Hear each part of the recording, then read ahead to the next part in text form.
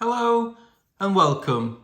In today's video, I'm just going to demonstrate to you how to replace the key fob battery in this Ford remote key fob. The battery is situated just behind this cover here, so we need to remove it to gain access to the battery. So first thing we do is we press this button here, like so, which removes the emergency key fob blade at the bottom of the fob. Now what we do is get a large flat-headed screwdriver, and there's just an indentation just there at the bottom of the fob where we can put the blade of the screwdriver in, and we give it a twist like so, which releases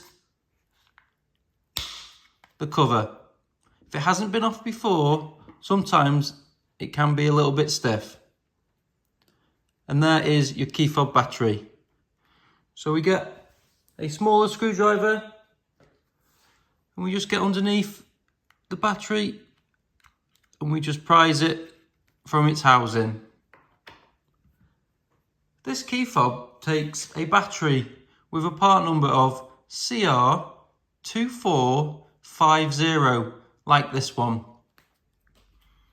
We just simply get our new key fob battery and we just pop it back into the housing, making sure on this one that the writing is facing upwards and we know it's in its correct location. And now it's just time to pop it all back together. So we get the cover and we line it all up and we just click it back in place.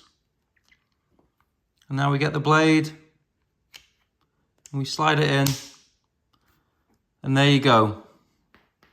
It's all done.